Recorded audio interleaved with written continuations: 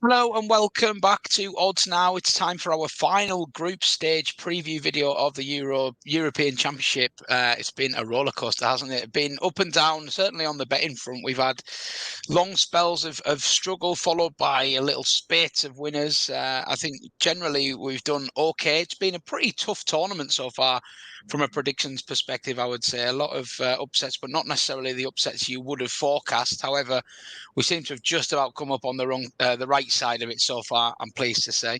I'm joined by Brad Walker here, and we're going to be running through today's 4 fixtures as groups E and F come to a close. And of course, by the end of play, we will be able to see the full bracket for the round of 16 games. We've got 2 fixtures confirmed so far, but the other 6 are still to be signed and sealed due to these games got to take place. And we could still have a couple of teams in Group F fighting for a third place spot as well. But Group E is where we're going to start. And this is by far and away the most interesting group due to 2 shock results in the first set of fixtures.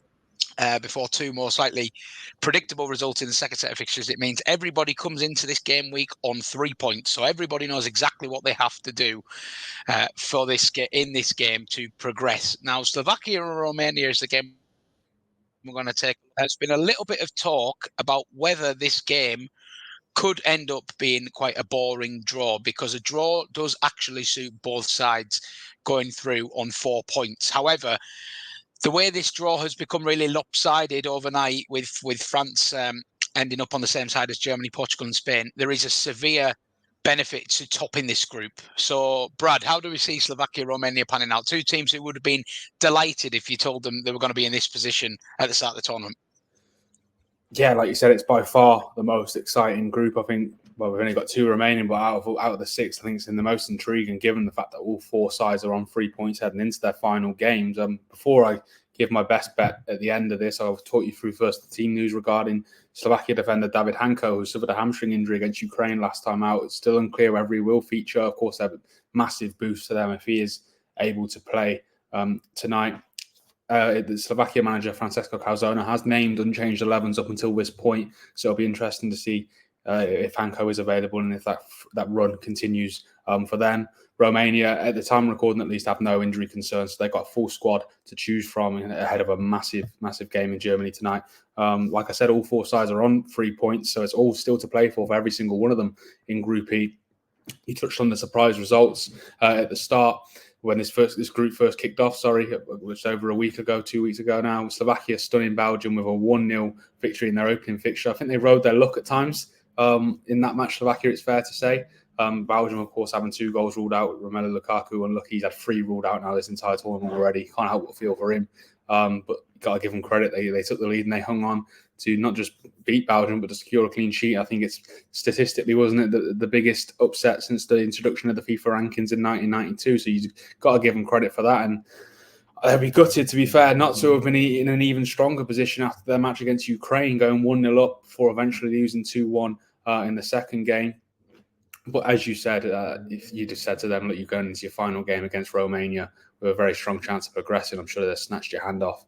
And Romania have been in the exact same position themselves. They secured a massive win over Ukraine in their first game, winning 3-0. I certainly raised my eyebrows, and I think it surprised a lot of people at the way that game panned out. And they did come up and fall up short against Belgium last time out, but you'd expect them to. Look at the quality that Belgium have got, particularly in forward areas. It was almost a free hit for Romania, particularly after they got the 3 points in the first game against the Ukraine. You touched on it there, Matt. I don't want to give too much away, in terms of my best bet just yet, but a draw wouldn't be the worst result for either of these. But I think the fact that all 4 sides are on 3 points does mean if both of these 2 games ends up in a draw, then one side's going to go home on 4 points, which is remarkable, really. But you mentioned the draw and how lopsided it is on the one side. I'm sure they'll be looking to give themselves the best possible chance of getting on the so-called weaker side of the draw. Not sure that really exists at this stage of the tournament, but you want to stay away from those big hitters for as long as possible, don't you, of course? As I said, it's the most exciting group. I think you'd back with it. When we did our preview video for this group, we backed Belgium and Ukraine quite strongly to qualify automatically in the top 2 places. They rebounded last time out, but these two teams, Slovakia and Romania, have certainly put up a fight, and at least one of them, one of them will be going through. Perhaps both of them. You never know how the other game will pan out.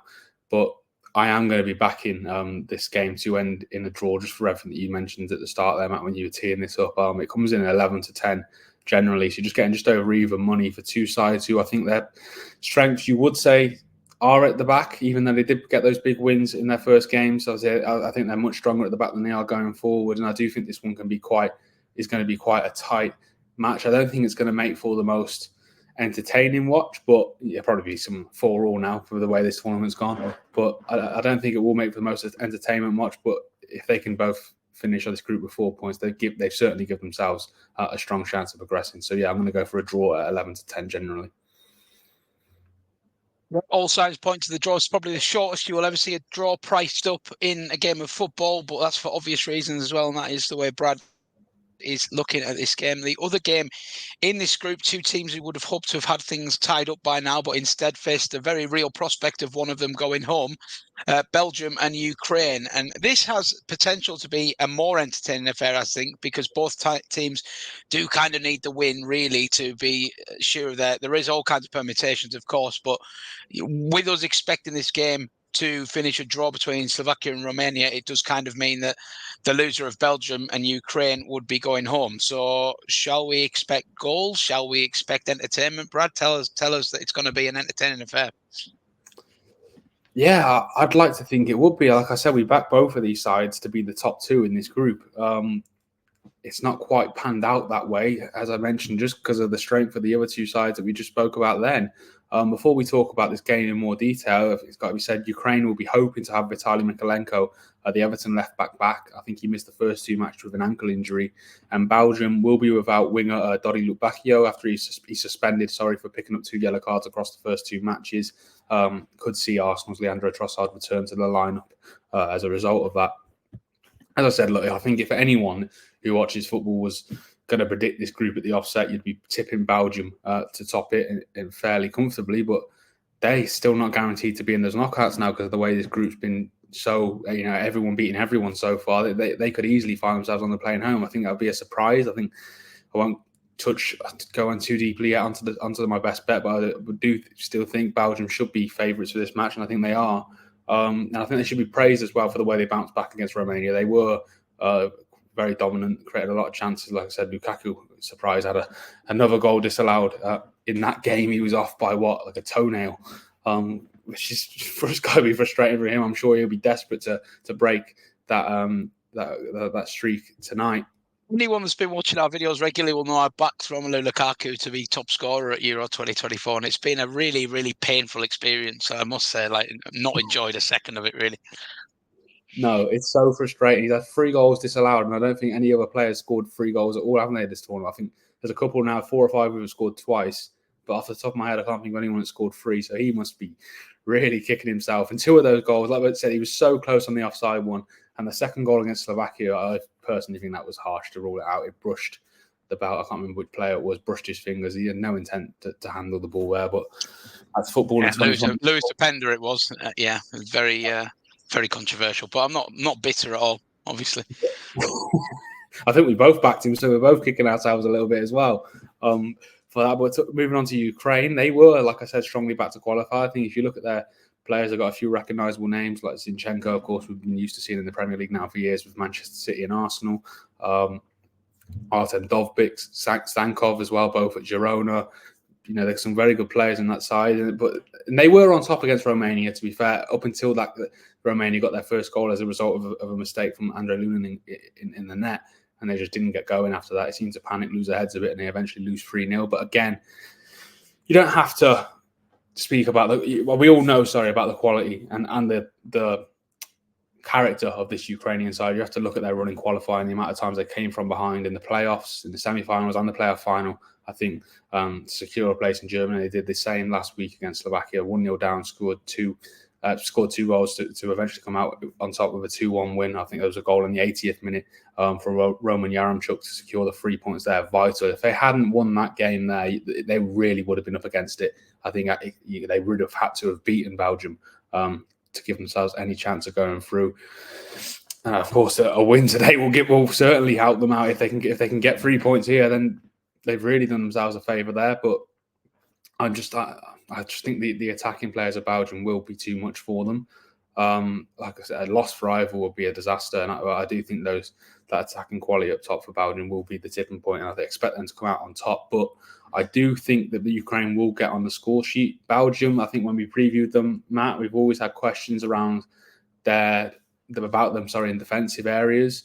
Poor finishing cost them against Slovakia, but they did concede chances in that game too. And yeah, questions rightly remain about the susceptibility at the back. So I'm going to go with Belgium to win with both teams to score, which comes in at 5-2 at Sky Bet as my best bet for that match. Yeah, could definitely see the logic there in that one. Going to be an exciting end to Group P, however it pans out.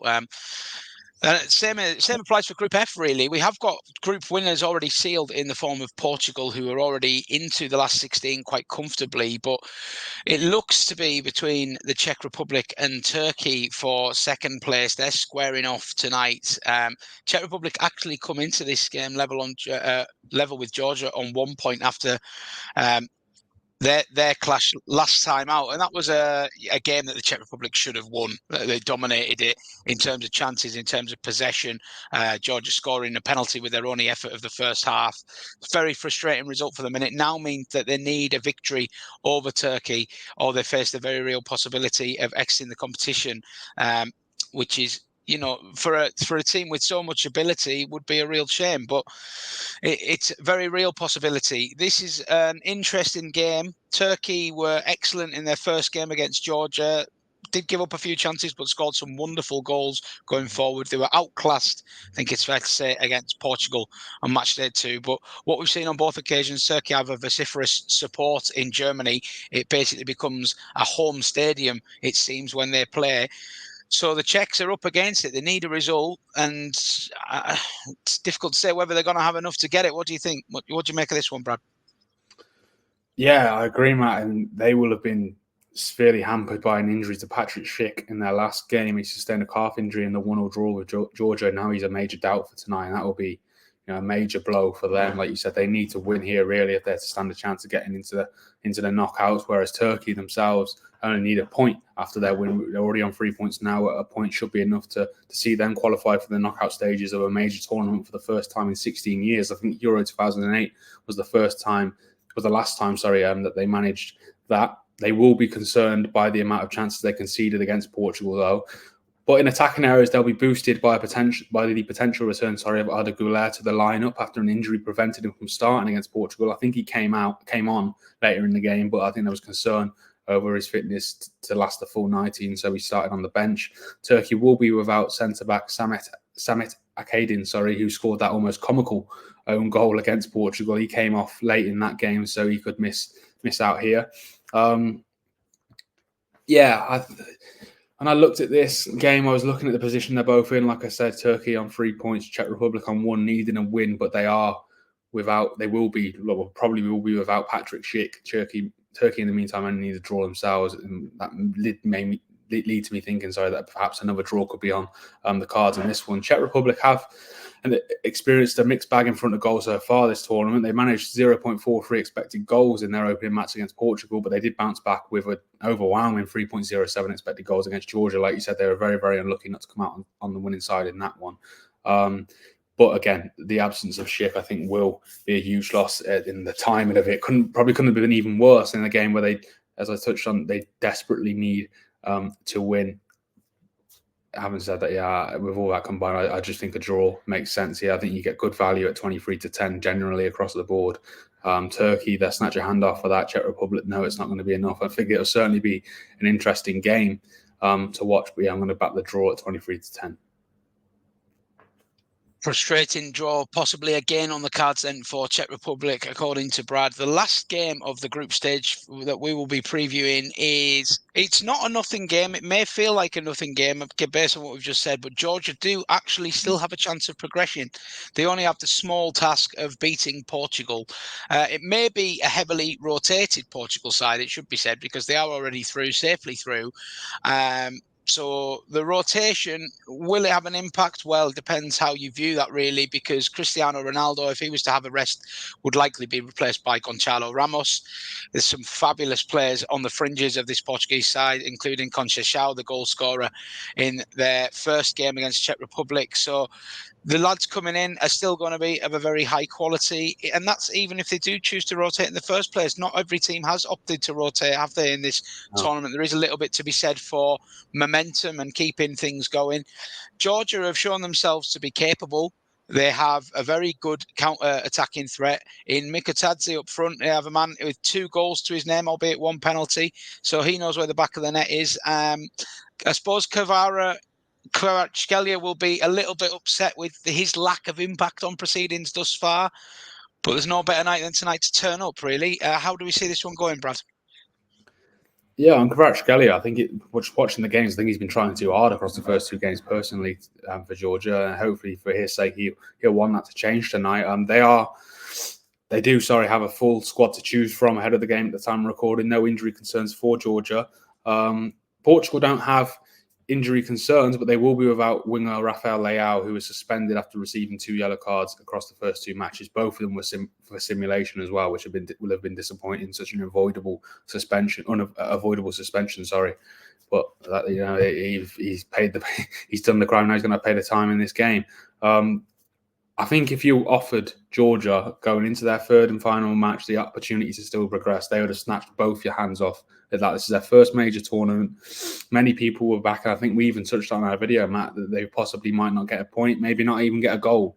But they played their part in a thrilling eventual 3-1 defeat to Turkey. I think that's the game of the tournament so far. It was back and forth. It was like a basketball game almost, with both sides going for it, almost taking it in turns, in shifts, to have a go at each other's goal. They did come up short eventually from Turkey. Of course, that 3rd goal came in the dying seconds of the match where they were chasing the game. It was an open goal after their goalkeeper had gone up from the corner. But I remember sitting there at the time and thinking, fair play, they've gone for it. They've not had any regrets. And I think that's what they should do tonight. Look, if you go at this Portugal side, there is a chance that you end up on the receiving end of a hammering.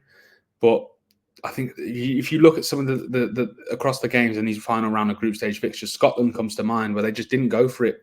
They left it far too late, and they paid the price. You wouldn't want to see Georgia be left scratching their heads thinking about what could have been. If they'd gone for it a bit more. Of course, they're playing Portugal, who's got going forward are as good as anyone in the tournament. But like you said, they could rotate, even though whether that will hamper them, given the players and the depth of their squad, remains to be seen. But yeah, Georgia just needs to go for this now. They need the 3 points if they're going to stand any chance. And I think from a neutral perspective, we'd all love to see them do it. It'd make for a great story. Like you said, Portugal, they scraped through a 2-1 win over Czech Republic in their first game before dispatching the Turkey in more convincing fashion at the weekend. I think it was 3-0 overall. Could have been a much more. The chances that they put together could have been an absolute drubbing of Turkey in the end. But it was a great performance from Portugal. I think they're one of the big hitters who have really almost met the standards that we were expecting of them in that game. We talk about France and England, who have really flattered to deceive so far. Portugal, okay, they weren't great in their first game, but against Turkey in a game which, we saw how good Turkey were in their first match, they really did impress. And they'll be looking to get 9 points out of 9 here as well. Like you mentioned, their momentum is important, and that could play a role, I guess, in the team that Roberto Martinez selects for this one. We have seen a few upsets in Germany this summer already. I think you touched on it early in the video, Matt, but I don't think any would come close if Georgia were to get 3 points against this Portugal side. And it would make for a great story, but I just can't see it happening, unfortunately.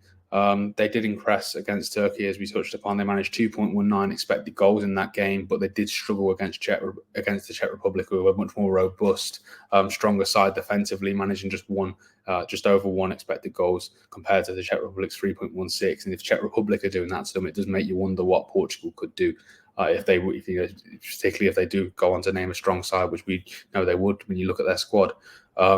Portugal also, they kept 9 clean sheets during qualifying, and we touched upon they kept a clean sheet last time out against Turkey, and I'm going to back them to win this while doing the same here.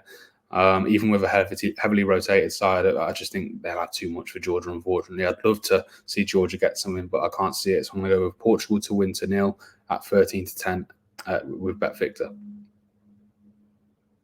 Okay, Georgia's to come up just short against Portugal. Then we will just run through Brad's best bet on screen again, just to give you an overview there. So we've got the Slovakia-Romania game ending in the draw that everyone seems to be predicting, and the market is certainly telling us as such as well.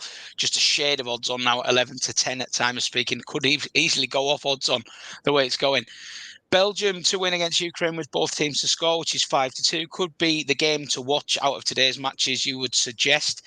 Czech Republic and Turkey, well, that could be a nervy affair for both sides, and the draw is Brad's best bet there at 23-10, which is a general price at the time of speaking. And Portugal to beat Georgia to 0, which would end Georgia's plucky efforts at Euro 2024, but they could go out with their heads held high if that is indeed the case. But who knows, we may still have one more upset in this group stage to enjoy. Well, it's been a pleasure watching this group stage unfold. Keep it with odds now as we head into the last 16. We'll have individual match previews coming up for all 8 games in that phase, which are taking place later in the week. We have a couple of days off from the Euros now. What we're going to do with ourselves, I don't know. But yeah, we'll be looking ahead to the knockout games. We'll probably have a video just looking overall at the outright market, how it has changed. The lopsided draw has massively impacted the market. England going back into favourites despite their unconvincing performances. It's a crazy old market, so we'll be having a look at that. Make sure you keep on oddsnow.com in the tips and insights section as well for all the latest betting previews on Euro 2024 and on other sports as well. We have a World Cup of Darts preview going up later today, and we will be taking a look ahead to several other sporting events over the coming days and weeks as well. So keep it with odds now. Thanks for watching, and let us know what you're backing in the comments below. See you again very soon.